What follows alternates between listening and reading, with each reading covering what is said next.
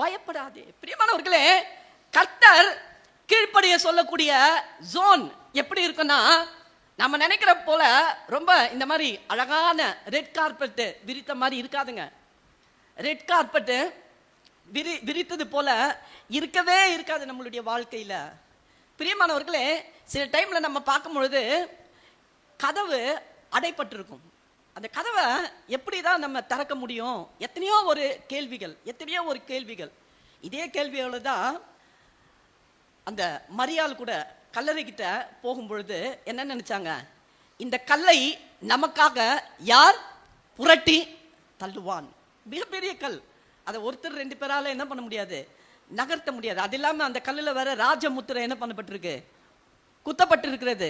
யாராவது அதை தள்ளுனா என்ன ஆகும்? அவர்களுக்கு தண்டனை.